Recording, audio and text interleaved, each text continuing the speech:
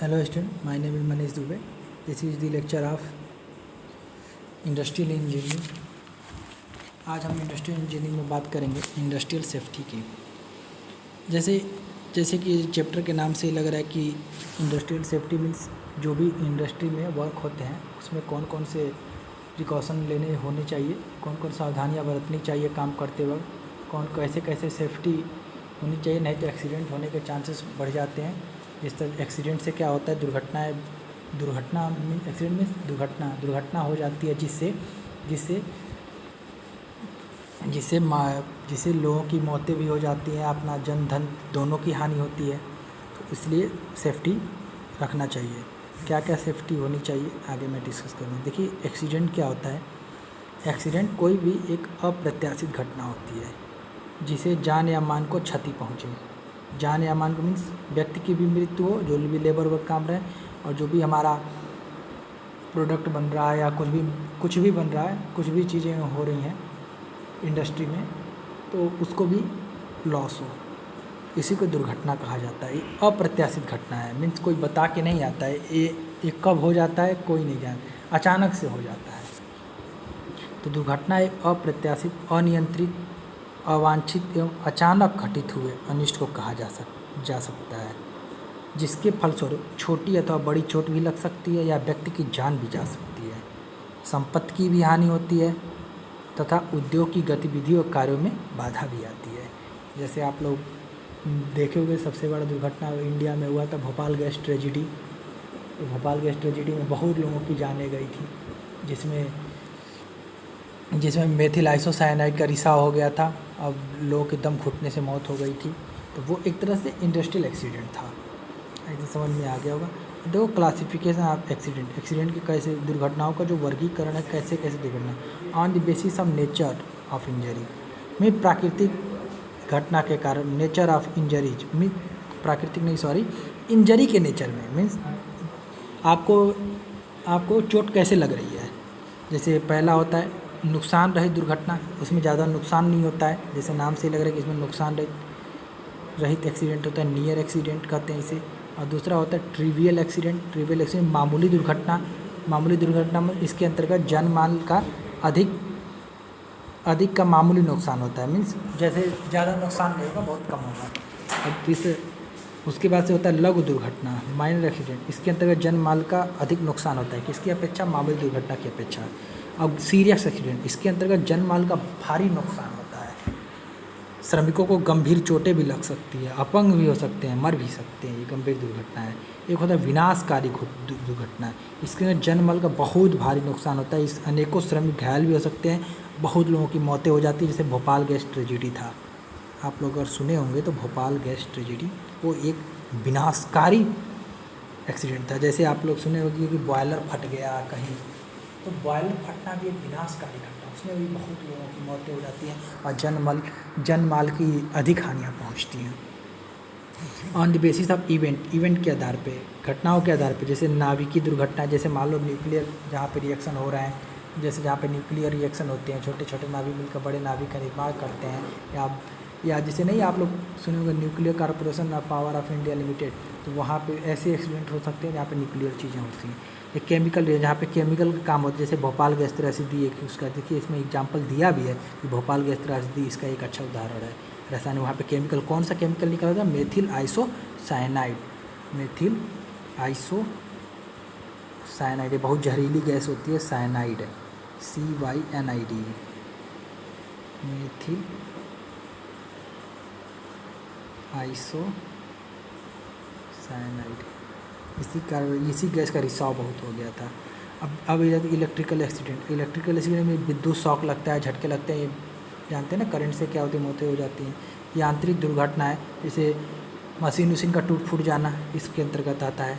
Constructional accident, जैसे construction का जहाँ काम हो रहा है, जैसे पुल का निर्माण हो रहा है, ऐसा पुल का निर्माण हो रहा है, टूट जाए पुल, उसके वो दुर्घटना। फायर एक्सीडेंट, जहाँ पे आग के कारण दुर्घटना हो जाती है। अब आते हैं अगला देखिए on the basis of place, जैसे किसी स्थान पे अगर दुर्घटना हो रही है तो उसके आधार पे एक्सीडेंट को बांटा गया। इंडस्ट्रियल एक्सीडेंट, अगर मान लो इंडस्ट्री में तो इंडस्ट्रियल एक्सीडेंट। रोड एक्सीडेंट, जैसे आप बाइक कार चलाते वक्त हो जाती है, समुद्री एक्सीडेंट अगर समुद्र में हो तो, रेल दुर्घटनाएँ, ट्रेन के कारण हो दुर्घटनाएँ। ये बहुत ईजी है ये चैप्टर। दो काजेज ऑफ एक्सीडेंट, एक्सीडेंट के कारण क्या क्या हो सकते हैं, जैसे औद्योगिक संगठन सर्वेक्षण से जो भी प्राप्त जानकारी मिली है उसके आधार पर दुर्घटना को दो वर्गों में बांटा गया है। पहला टेक्निकल काजेज, दूसरा था ह्यूमन काजेज। पहला मशीन टेक्निकल काजेज में जैसे मान लो मशीन का यूज कर रहे हैं उसके कारण, या मानव काजेज में जो मानव की गलतियों के कारण होते हैं। टेक्निकल काजेज में मैकेनिकल फैक्टर और इन्वायरमेंटल फैक्टर। दूसरा इसमें होता है अनसेफ एक्ट और अनसेफ पर्सनल एक्ट, मनुष्य के कारण। जैसे देखिए अब मैकेनिकल फैक्टर क्या होते हैं, जैसे मैकेनिकल फैक्टर में यह मुख्य यांत्रिक जो दुर्घटनाओं का कौन कौन से इसमें होते हैं, मैकेनिकल फैक्टर में कौन से आते हैं, जो यांत्रिक जैसे यांत्रिक का सामान जो यूज किया, जैसे मशीन यूज किया जा रहा है, या पुराने खराब रख रखाव वाले असुरक्षित मशीन प्राय दुर्घटना के कारण बनते हैं। देखिए लिखा भी है, पुराने जो भी मशीन होगा, जैसे जंग लग जाएगा, पता चले बोल्ट निकल गया और मशीन चल रही है, वाइब्रेशन में अधिक है, हट गया, टूट गया, तो उससे क्या होगा, इससे एक्सीडेंट हो जाएगा। जो भी वर्कर काम कर रहा है वहाँ मृत्यु हो सकती है उसकी। इस प्रकार की यदि बिजली की तारें पुरानी भी पड़ गई हो, तो इंसुलेशन पदार्थ खराब हो गया हो, या एडहेसिव लेप लगाकर उसकी मरम्मत की जानी चाहिए, जिससे आवश्यकता अनुसार बदलना भी, जैसे दुर्घटना कम हो सके। बिना गार्ड या अपर्याप्त गार्ड, कमज़ोर या ठीक प्रकार से न लगे वाले गार्ड मशीन भी अक्सर दुर्घटना का कारण बनते हैं। यांत्रिक, रासायनिक, विद्युत, नाभिक आदि सुरक्षा प्रक्रमों के कारण भी होता है। तो ये सब आते हैं आपका मैकेनिकल फैक्टर। अब देखते हैं इन्वायरमेंटल फैक्टर। इन्वायरमेंट के कारण, जैसे तापमान, आर्द्रता।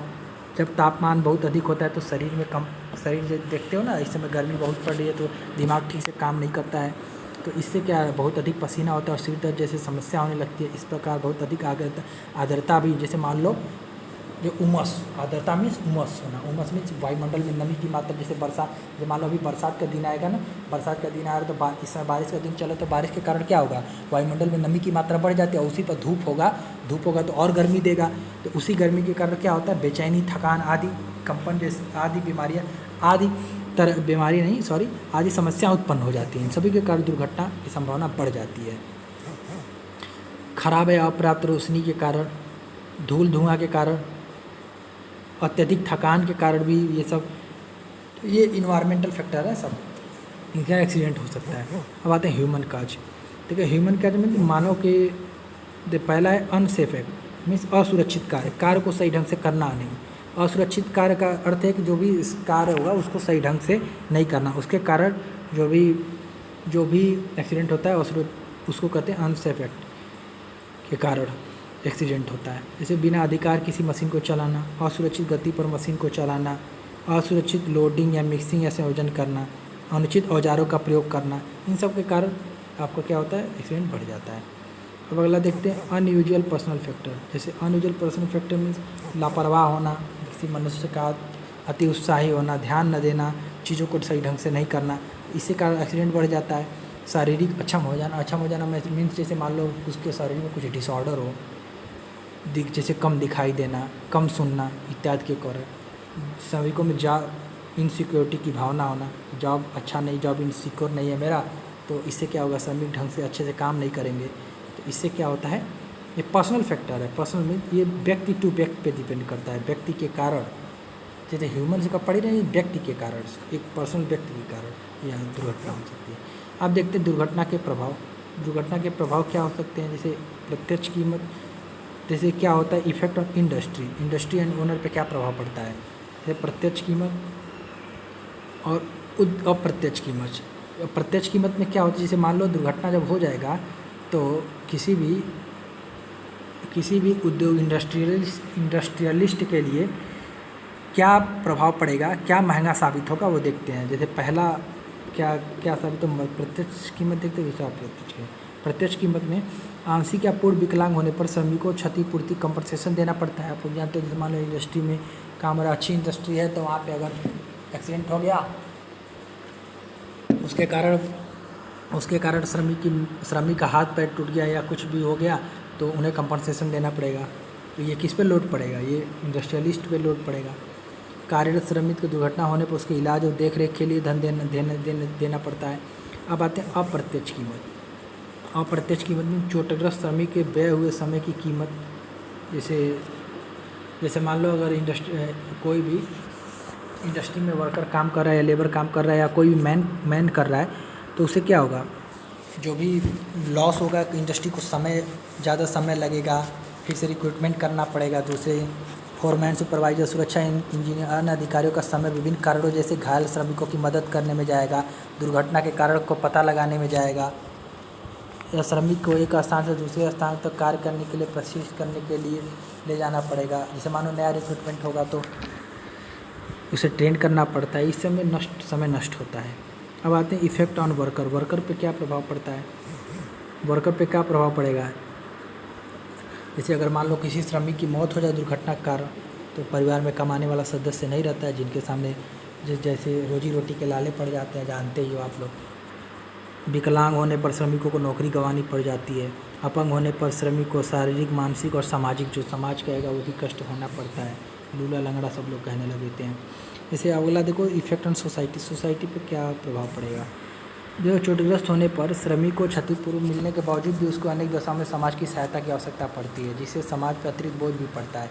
इसके अतिरिक्त समाज पर दुर्घटना करने में प्रभाव पड़ता है। क्या समाज पर प्रभाव पड़ता है, बाजार में उत्पाद की उपलब्धता पर असर पड़ता है, उत्पाद की कीमत बढ़ सकती है, बढ़ जाती है ना, कि अगर मान लो एक्सीडेंट हो गया तो सोसाइटी पे क्या बाजार की कीमत बढ़ जाएगी, ये सब होता है। और राष्ट्र पर प्रभाव क्या पड़ेगा, यदि राष्ट्र हित के देखा जाए तो चाहे श्रमिक का नुकसान हो या समाज का, उद्योग का हो, अंतर्राष्ट्रीय उत्पादन में कमी आती है, जिससे राष्ट्र आर्थिक रूप से कमजोर बनता है। सभी किससे, आखिर में हम लोग किससे जुड़े हैं, जहाँ कहीं भी वर्क कोई कर रहा है या पढ़ रहा है, सब लोग एक देश से जुड़े हुए हैं।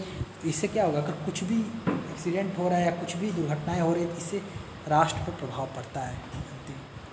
अब अगला देखते हैं, need of prevention of accident को रोकने की एक्सीडेंट रोकने की आवश्यकता। देखो, श्रमिकों का अपंग होने पर आकस्मिक मृत्यु से बचाने के लिए क्यों ज़रूरी है दुर्घटना को रोकना। दुर्घटना तो होना ही नहीं चाहिए, इससे क्या होगा, बहुत अभी देखे हो क्या क्या प्रभाव पड़ता है। अब क्यों ज़रूरत पड़ी, क्योंकि श्रमिक अगर मान लो कोई लेबर है वो अपंग हो जाएगा, आकस्मिक मृत्यु से बचाने के लिए भी ज़रूरत पड़ती है। अब देखो, उद्योग को आर्थिक क्षति से बचाने के लिए भी, उत्पादन लागत मूल्य बनाने के लिए भी, कार्यों में उचित गुणवत्ता बनाने के लिए भी, राष्ट्र को आर्थिक रूप से मजबूत करने के लिए, सभी ज़रूरतों को पूरा करने के लिए एक्सीडेंट को प्रिवेंट करना चाहिए, रोकना चाहिए।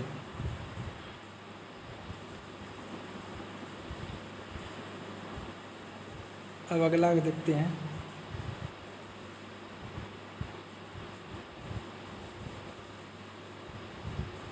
जैसे एक्सीडेंट कंट्रोल और प्रिवेंशन। जैसे दुर्घटना से बचाव का अर्थ है, अगर मान लो दुर्घटना से बचाव का अर्थ है कि किसी भी प्रक्रिया या गतिविधियों को समाप्त करना या न्यूनतम करना। यह विज्ञान भी है, कला भी है। सबसे पहले मानव गतिविधियों, मशीन गतिविधियों तथा भौतिक पर्यावरण पर नियंत्रण किया जाता है। जैसे मान लो एक्सीडेंट कंट्रोल या प्रिवेंशन करना ज़रूरी है, ताकि इससे क्या होगा, इससे समाज पर प्रभाव नहीं पड़ेगा, मनुष्य जीवन सही रहेगा, जन मन धन की हानियाँ नहीं होगी। तो जैसे मान लो क्या क्या दुर्घटना से बचाव के लिए प्रयास किए जाते हैं। जैसे मनोविज्ञान या दर्शन, जिसे मानवीय व्यवहार, सोच और गतिविधियों को जानने में मदद मिलती है। प्राकृतिक विज्ञान में, इंजीनियरिंग, तकनीक में, चिकित्सा एवं स्वास्थ्य विज्ञान में। ठीक है, आप जानते हो एक वर्ड सुने होंगे, prevention is better than cure. इलाज से बचाव बेहतर है। देखो, अगर इलाज तो है हमारे पास, जैसे मान लो एक्सीडेंट हो गया तो अगर बाई चांस जैसे मान लो एक्सीडेंट हो गया तो उससे क्या होगा, इलाज चलेगा, कुछ भी होगा, लेकिन उससे अच्छा है कि हम बचाव ही कर लें, बेहतर ही है। बचाव है, बच ले ही, एक्सीडेंट ही ना हो। एक्सीडेंट नहीं होगा तो इलाज की ज़रूरत ही नहीं पड़ेगी। तो वही कहता है prevention is better than cure.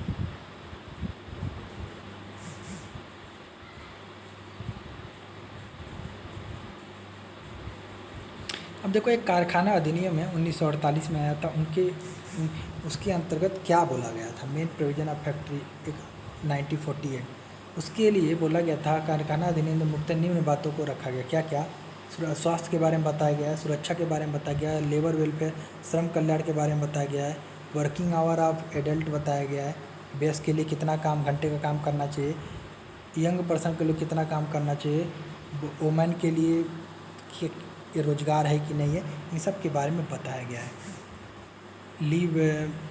Leave with wages means छुट्टी अगर लिए हो तो सैलरी मिलेगी कि नहीं मिलेगी। और स्पेशल प्रोविजन से dangerous operation accident and disease में क्या होगा, पावर टू टेक सैंपल या पेनाल्टी क्या लगी, इन सब के बारे में 1948 में एक एक्ट आया था इंडियन फैक्ट्री में। जो भी कितने भी फैक्ट्री में काम करते हैं लोग, उनके काम करते हैं तो उन एक एक्ट आया इसमें कुछ बताया गया कि ये नियम पालन करना पड़ेगा हर इंडस्ट्री को। देखिए स्वास्थ्य के नियम क्या क्या पालन करना पड़ेगा।